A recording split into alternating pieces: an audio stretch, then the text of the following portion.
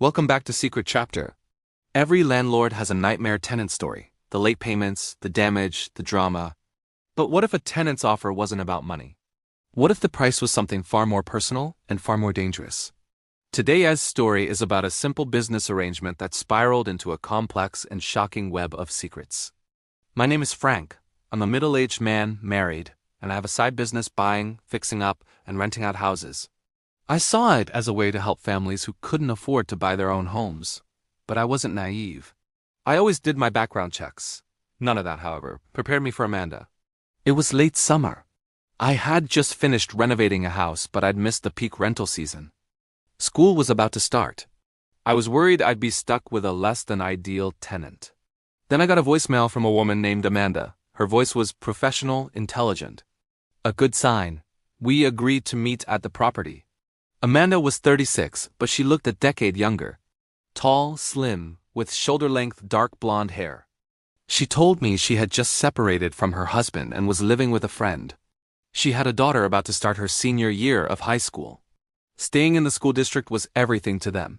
As I told her the rent, her face fell. She looked at the floor and then she just started to sob. "My daughter is a cheerleader," she whispered. "We have to stay in this district, but I can't afford this place." Before I knew it, she had collapsed against me, crying. I held her awkwardly, my mind racing. Was this a scam? A beautiful woman falling apart in my arms? It had never happened to me before. I could smell her perfume. Her hair brushed against my cheek. It was a strangely intimate moment. She pulled back, embarrassed, and apologized. She explained her husband had left her for someone else, and she was desperate.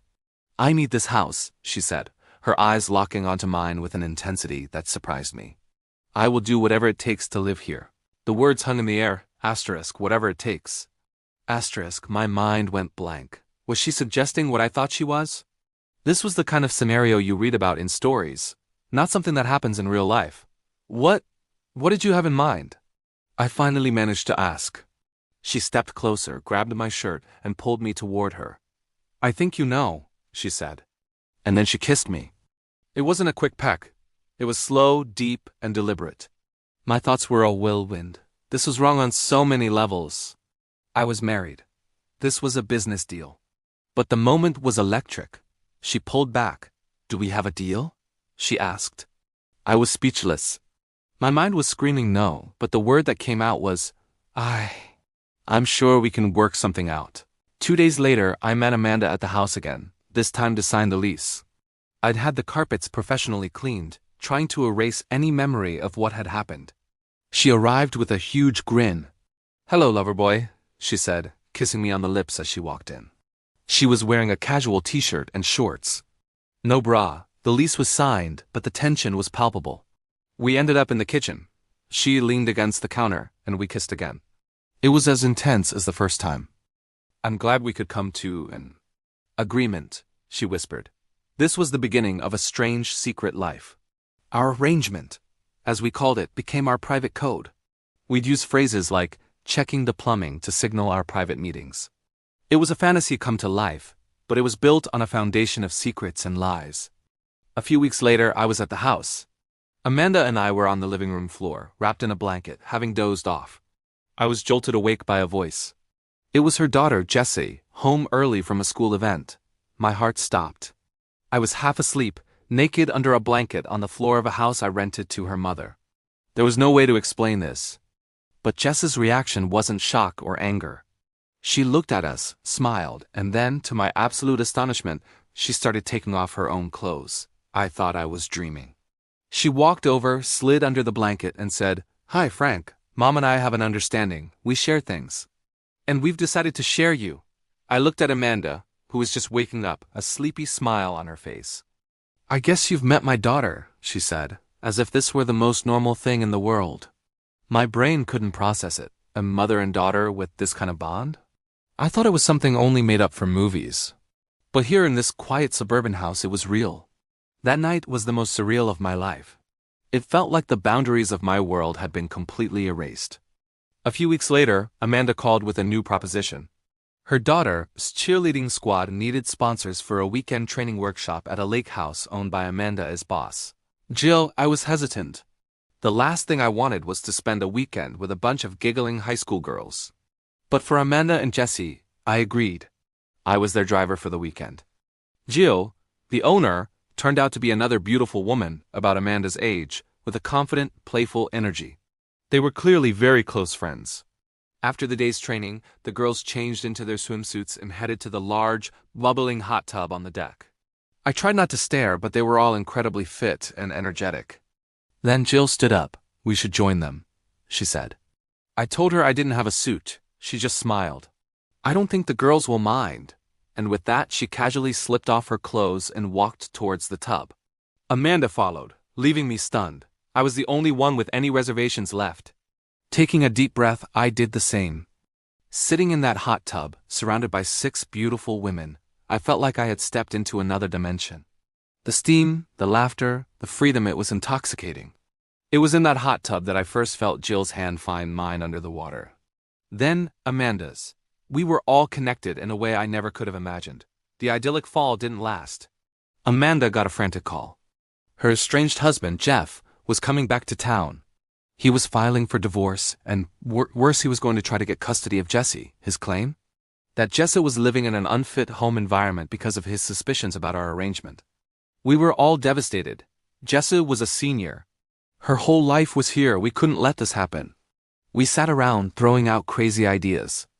I jokingly suggested, maybe the whole cheerleading squad should seduce him and get it on video.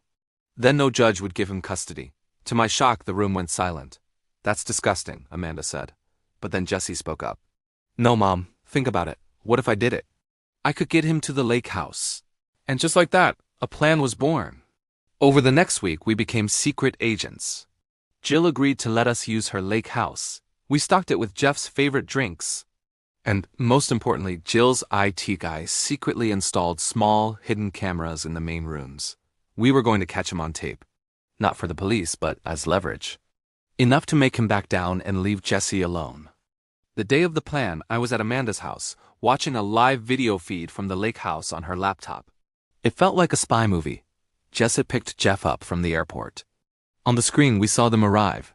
True to the plan, Jessi made them strong drinks and suggested they relax in the hot tub. We watched as Jessi, on the screen, started to undress. Jeff hesitated. He shook his head, looking uncomfortable. Then he looked down and slowly began to take off his own clothes. "Yes," Amanda whispered, grabbing my arm. "The bastard is doing it." They got into the hot tub. The camera angle wasn't perfect, but we could see them getting closer, the steam and bubbles swirling around them. Then Jessi got out and went inside. Moments later, 2 of the senior cheerleaders, who were in on the plan, appeared on the screen, also in swimsuits. They joined Jeff in the tub. The drinks were flowing. Within an hour, the scene in the hot tub had become incredibly inappropriate. Jeff, clearly intoxicated, was completely compromised. Then, a new text came in from Jill. "Break-in reported at the lake house. Police are on their way." This was the final brilliant part of the plan we hadn't discussed. A police report, combined with the video, would be an ironclad insurance policy. The video feed showed pure chaos. The girls scrambling, Jeff in a towel answering the door to a police officer, and Jill arriving, pretending to be furious. Jeff was trapped. He had no idea Jessi had slipped out the back and driven home long before the police arrived. He never even asked where his own daughter was. That night, back at Amanda's house, we celebrated. Jessi was safe. Jeff would never dare challenge Amanda for custody now. We had the ultimate leverage. We were all running on pure adrenaline. The relief was immense.